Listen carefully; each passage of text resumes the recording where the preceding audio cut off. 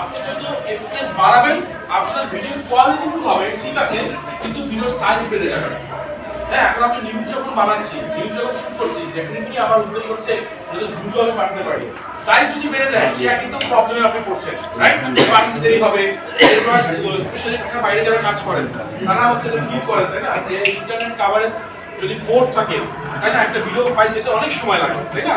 তাহলে হচ্ছে আপনি যদি জেনে শুনে ভুলটা করেন তাহলে আপনি নিজের আসলে খেয়াল করবেন আপনি 720 পিক্সেল নিয়েছেন, বাট এফপিএসটা যাতে একটা মিনিমাম একটা রেটে থাকে। কারণ এফপিএস বাড়লে কিন্তু সে একই কথা হচ্ছে, ভিডিও বেড়ে যাচ্ছে। তাহলে এফপিএস একটা কত রাখবে? আইডিয়াল এফপিএস কত? আইডিয়াল এফপিএস হচ্ছে আমাদের ফোনে এফপিএসটা শোনা হচ্ছে 30 দিয়ে 30। সো তার মানে কি আপনি 30 এফপিএস সিলেক্ট করে নেবেন।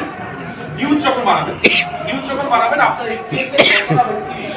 আর 30টা কি? এটা হচ্ছে একটা ভিডিও যদি আমি 1 সেকেন্ডের একটা ভিডিও ফটো একটা ক্লিপ ধরুন 1 সেকেন্ড, এই 1 সেকেন্ডে আমি যতগুলো লেখা ভিডিওর মধ্যে পাস করতে চাই, এই 30টা লেখা পাস করছি। 30টা লেখা ভিডিওর মধ্যে যাবে, যেটা আমি খালি চোখে দেখতে পাচ্ছি না। যেমন আমরা যখন পুরোনো আমলে যখন হচ্ছে যে আমরা ছবি তুলতাম, তাই না, এখন তো ডিজিটাল ক্যামেরা, তখন হচ্ছে রিল ব্যবহার করা হতো, তাই না? আমরা নেগেটিভ বলতাম, হচ্ছে আলোতে হলে নেগেটিভ দেখা যেত, রাইট? খালি চোখে দেখা যায় না। ঠিক আছে, এফপিএস আপনি খালি চোখে দেখবেন না। ও হচ্ছে যখন শুট করবেন তখনই এফপিএসটা ও নিয়ে নেয়। তার মানে 30টা রেখা যদি পাস করে তাহলে এফপিএস এর সংখ্যা হবে 30। সো আমাদের ফোনে এফপিএস 30 দিয়ে স্টার্ট, ঠিক আছে? সো আপনি যখন সেটিংসে যাবেন, রেজোলিউশন যদি 720 রাখেন নিউজের ক্ষেত্রে, এফপিএস হবে 30 নিউজের ক্ষেত্রে, ঠিক আছে? তার মানে 30টা রেখা পাস করলেন।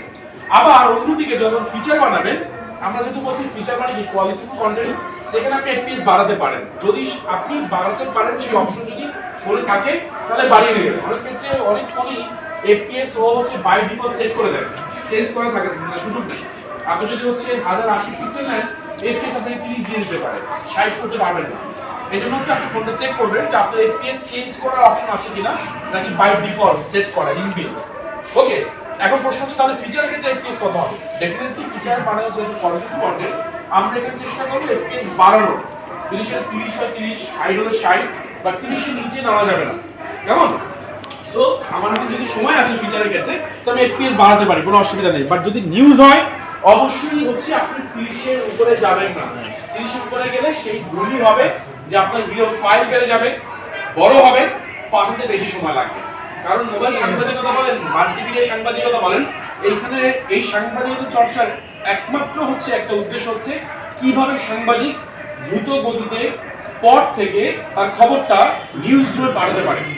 এই কারণে কিন্তু সাংবাদিকতা শুরু হয়েছে, এবং এটা আমার কথা না, এটা আল জাজিরা টেলিভিশন চ্যানেলের সাংবাদিকদের কথা। তারা যখন সাংবাদিকতা বা মাল্টিমিডিয়া সাংবাদিকতা প্রশিক্ষণ নিয়েছিল, তাদেরকে প্রশ্ন করা হয়েছিল যে কেন আপনি সাংবাদিকতা শিখতে যাচ্ছেন। সব শেখার একটা উদ্দেশ্য থাকে, আপনারা আসছেন যারা কষ্ট করে ঢাকার বাইরে থেকে, নিশ্চয়ই এখান থেকে কিছু নিয়ে যাওয়ার উদ্দেশ্যে এসছেন। সো ওই ট্রেনিংয়ে প্রশ্ন করা হয়েছিল যে কেন আপনারা হচ্ছে এই ট্রেনিংটা এসছেন, এই আজকে ট্রেনিং করে আপনারা কি শিখবেন। তখন বলা হয়েছিল যে আপনার সাংবাদিকতার এই পরিবর্তনের মধ্য দিয়ে আপনি একটা জিনিস হচ্ছে অ্যাচিভ করতে চাইবেন এই মাল্টিমিডিয়া সাংবাদিকতার মধ্য দিয়ে, মোবাইল জার্নালিজমের মধ্য দিয়ে, এবং সেই অ্যাচিভমেন্টের প্রথম শর্তটাই হচ্ছে, প্রথম উদ্দেশ্যটা হচ্ছে তাৎক্ষণিকতা। অর্থাৎ যখনই নিউজ ব্রেক হবে তখনই আপনাকে খবর পাঠাতে হবে, তাই না? এখন তো বুঝতেই পারছি অনলাইনের সময়, তাই না?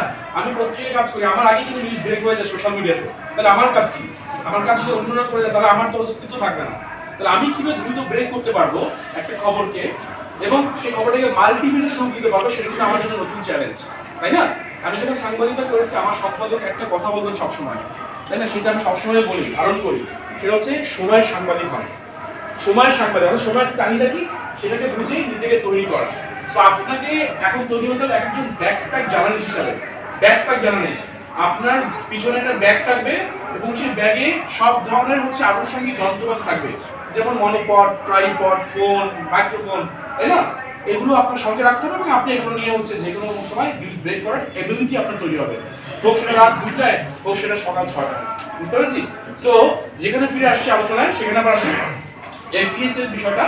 এফপিএস হচ্ছে ফ্রেম পার সেকেন্ড, আমরা নিউজের ক্ষেত্রে 30 রাখবো, আর ফিচারের ক্ষেত্রে যদি এফপিএস বাড়াতে পারি সেটা বাড়িয়ে নেব, ঠিক আছে? এই দুইটা জিনিস কিন্তু আমাদের সেটিংসের সাথে, মানে যখন আমরা সেটিংসের অপশনটা ঠিক করবো সঙ্গে সঙ্গে এই দুটো আমরা দেখে নিব, যেমন রেজোলিউশন কতটা আছে এবং এফপিএস কতটা আছে। এই দুটো হয়ে যাওয়ার পরে আমরা এবার চলে যেতে পারি হচ্ছে পরের একটা হচ্ছে অপশনে, এটা সেটিংসের একটা কাজ।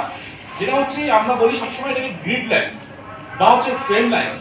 আপনারা যারা এই পত্রিকার জন্য কাজ করেন অনেকেই হয়তো নিউজ লেখার পাশাপাশি আপনাদেরকে ছবিও তুলতে হয়, বিশেষ করে অনলাইনের জন্য, তাই না? আপনার সঙ্গে কিন্তু একজন ফটোগ্রাফার থাকবে না, ঢাকার বাইরে বিশেষ করে যারা কাজ করেন, তাই না? ঢাকায় তো ফটোগ্রাফার আছে, ঢাকার বাইরে কিন্তু আপনাকেই সব কাজ করতে হবে, আপনি কিন্তু ওয়ান ম্যান আর্মি। সো আপনি যদি ছবি তোলেন, এই ছবি তোলার ক্ষেত্রে আমরা অনেকেই হয়তো বা ফটো জার্নালিজম হচ্ছে হয়তো বা কোর্স করিনি, ফটোগ্রাফি করে শিখে আসেনি, কিন্তু ছবি তুলতে হয়। এই ছবি তোলার কাজটা সহজ করার জন্য আমাদের ফোন কোম্পানি একটা ফিচার দিয়েছে, আমরা হয়তো অনেক কিছু ব্যবহার করছি বা অনেক হয়তো জানি না।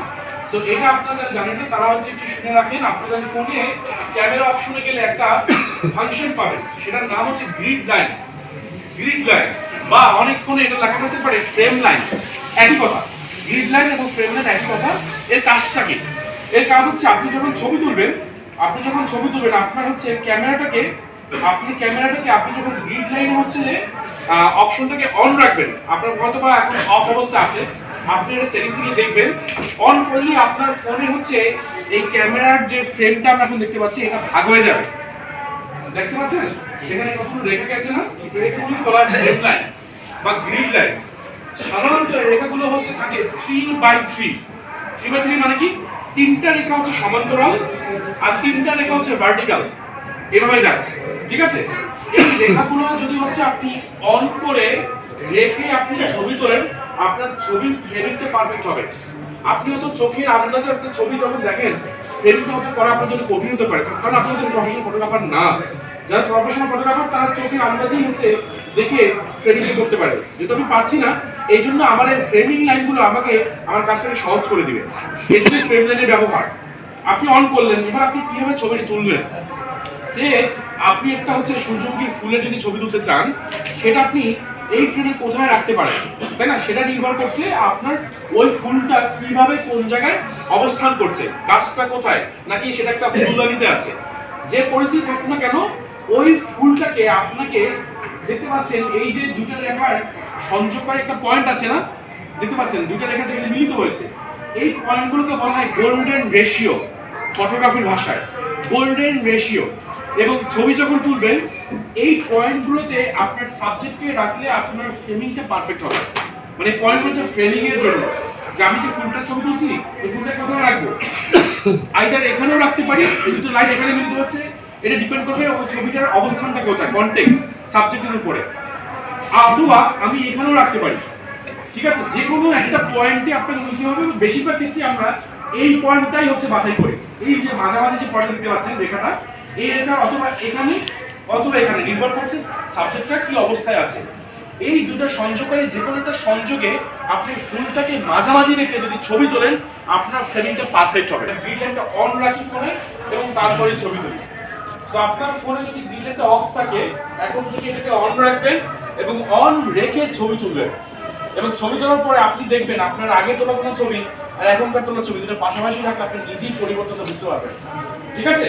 যেটা হচ্ছে ফটোগ্রাফারদের কথা, ফটোগ্রাফি যারা এক্সপার্ট তারা কিন্তু হচ্ছে এই সাজেশনটা দেন যে আপনি যখন ছবি তুলবেন গ্রিড লাইন বা ফ্রেম লাইনটাকে অন করে ছবি তোলেন, আপনার ছবিটা ফ্রেমিংটা পারফেক্ট হবে, ঠিক আছে?